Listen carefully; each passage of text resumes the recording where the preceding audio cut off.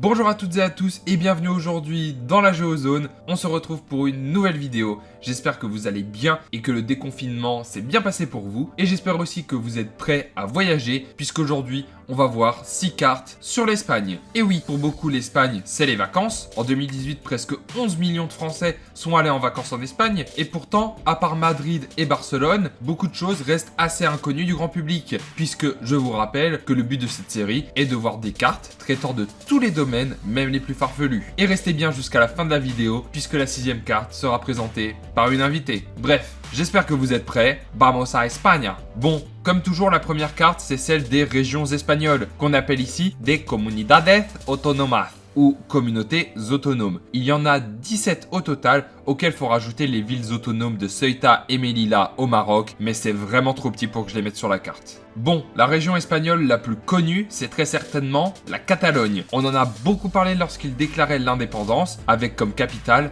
Barcelone. En suivant la frontière avec la France, on trouve aussi l'Aragon, avec comme grande ville Saragosse et Huesca. S'en suivent la Navarre, plus grande ville Pamplune, et le Pays Basque, avec comme grande ville Bilbao, San Sebastián et Vitoria. D'ailleurs, la Navarre et le Pays Basque forment tous deux le Pays Basque espagnol. Alors oui, la région Pays Basque ne représente pas tout le Pays Basque, faut pas chercher. Juste en dessous du Pays Basque espagnol, c'est la plus petite région de l'Espagne continentale, la Rioja, capitale Logroño. Dans l'ordre, et si on continue sur le bord de mer, on retrouve la Cantabrie, capitale Santander, puis les Asturies, avec comme grande ville Oviedo et Gijón, puis tout au bout de l'Espagne, c'est la Galice, où l'on trouve Saint-Jacques-de-Compostelle et la Corogne. Et juste en dessous de presque toutes les régions que j'ai citées précédemment, on retrouve la plus grande région espagnole, la Castille et Léon, avec de grandes villes comme Valladolid, Burgos ou Salamanque. En plein milieu de l'Espagne, c'est la communauté de Madrid, qui regroupe Madrid et sa banlieue, avec, à part Madrid, des villes comme Leganés ou Getafe. En suivant la frontière avec le Portugal, on retrouve sûrement la région la moins connue d'Espagne, j'ai nommé l'Estrémadure, avec comme capitale Mérida. Il nous reste encore deux gros morceaux en commençant par la Castille-La Manche, avec comme grande ville Tolède et Albacete. Puis à l'est, au bord de la Méditerranée, c'est la communauté valencienne, capitale Valence, avec au sud la région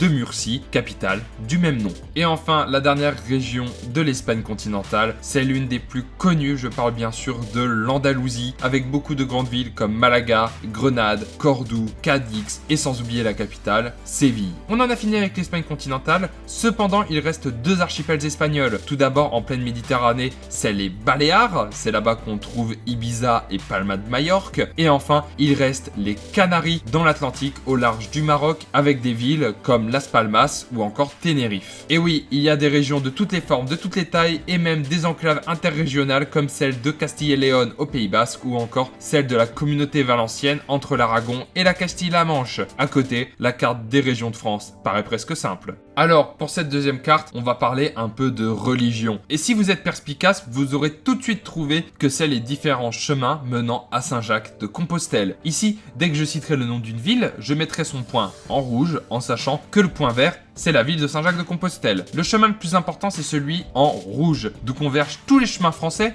venant de Toulouse, Auch, Narbonne et Lourdes entre autres. Il passe par Pamplune, Burgos et Léon. Il y a aussi le chemin bleu au nord qui part de Irún au Pays Basque et passe par Bilbao, Santander et Gijón. Il y a aussi celui qui part de Barcelone et passe par Saragosse, le vert qui part de Madrid et passe par Valladolid, l'orange qui part de Valence et qui passe par Tolède, le jaune qui part de Séville et qui passe par Salamanque, ou bien le violet qui part de Lisbonne et passe par Coimbra et Porto au Portugal. Et le point commun de presque tous les chemins cités précédemment, c'est qu'ils rejoignent le chemin rouge principal qui mène à Saint-Jacques-de-Compostelle. C'est bien parce que cette carte vous permet aussi de situer les différentes villes espagnoles. Forcément que j'allais faire une carte sur le coronavirus en Espagne. Au moment où j'écris ces lignes, l'Espagne c'est presque 227 000 cas de coronavirus pour 27 000 personnes qui sont décédées, ce qui fait de l'Espagne le 4e pays le plus touché par le coronavirus. Cette carte représente les régions par nombre de cas confirmés à la date du 19 mars. Et oui, difficile de trouver une carte plus récente, donc ça a forcément explosé depuis. La région qui était la moins touchée d'Espagne, c'était la Murcie, avec moins de 500 cas confirmés. Ensuite, les régions régions en orange, dont les Canaries et les Baléares, possédaient entre 500 et 2500 cas confirmés. La Galice avait quant à elle entre 2500 et 5000 cas confirmés. Les autres régions en rouge, dont l'Andalousie et le Pays Basque, avaient entre 5000 et 10 000 cas confirmés, ce qui commence à faire beaucoup. Et forcément, les deux régions les plus durement touchées par le coronavirus sont les deux plus actives, en commençant par la Catalogne, qui avait entre 10 000 et 20 000 cas, tandis que la communauté de Madrid avait plus de 20 000 cas confirmés de coronavirus. Après, faut remettre ça dans le contexte,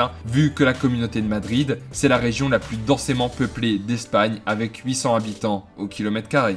Bon, maintenant on va parler un peu d'histoire. Je sais pas si vous le saviez, mais pendant de longs siècles, la péninsule ibérique était contrôlée par les Arabo-Berbères, à partir de 711 après Jésus-Christ. D'ailleurs, l'Espagne musulmane était appelée Al-Andalus et était composée de différents états. Et donc, après cet avant-propos, je voudrais vous parler d'un pan très important de l'histoire espagnole. Je parle bien sûr de la Reconquista, la reconquête de la péninsule ibérique par les différents royaumes chrétiens, et cette carte représente les différents zones récupérées par les chrétiens au fil du temps jusqu'à la reconquête entière de l'Espagne. Tout commence au nord au niveau des Asturies avec toute la zone en rouge qui est récupérée par les chrétiens en 750, puis toute la zone en orange composée de tout le nord de l'Espagne en 800. Puis ça stagne un petit peu puisque les territoires en marron sont uniquement récupérés en 1045, s'ensuivent les territoires en jaune en 1100 et les territoires en vert clair en 1148. Puis de nouveau un peu d'attente avant la conquête des territoires en bleu-vert en 1213. Après, je vous raconte ça comme ça,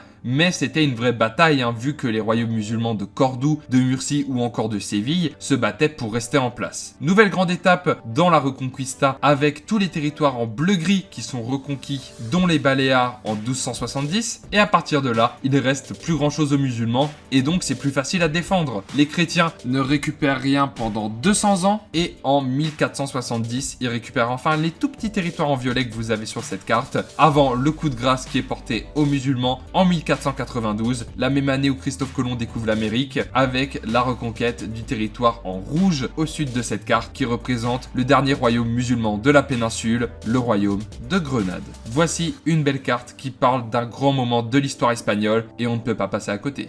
Bon, finissons avec une carte sur le thème du sport. Vous le savez, c'est mon péché mignon. Alors les Espagnols, ils sont balèzes dans beaucoup de sports, c'est pour ça qu'on va pas parler de foot cette fois-ci. Je sais que certains sont pas spécialement fans, mais on va plutôt parler du basket en Espagne. Voici la carte des 18 équipes de la Liga Endesa en fonction de leur classement avant l'interruption de la saison à cause du coronavirus. Contrairement à la France, de nombreux clubs en Espagne ne sont pas uniquement basés sur un seul sport, c'est pour ça qu'on retrouve les équipes de basket du FC Barcelone et du Real Madrid en première division du basket espagnol. S'ensuivent le Casademont Saragosse et une équipe des Canaries avec l'Iberostar Tenerife. Puis après, c'est le Retabet Bilbao Basket et là on arrive sur quelque chose de très particulier puisque c'est le Morabanc Andorra, une équipe basée en Andorre et c'est aussi le cas pour quelques équipes de foot mais c'est pas du tout une généralité.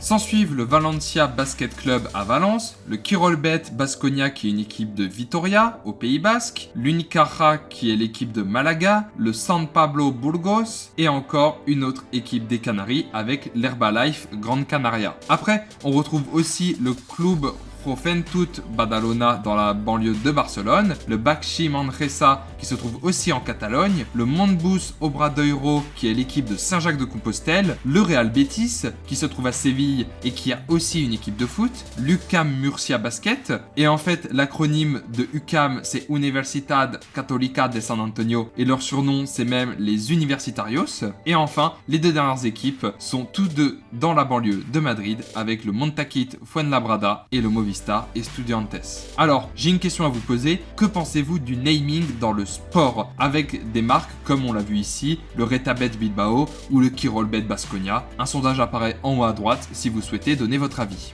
Sinon, vous pouvez aimer la vidéo, la partager et vous abonner à la chaîne si jamais la vidéo vous a plu. Et aussi venir me suivre sur Twitter et Discord, tous les liens sont dans la description. Merci à vous d'avoir suivi cette vidéo. On se retrouve dans 2 semaines dans la Géozone. Ciao!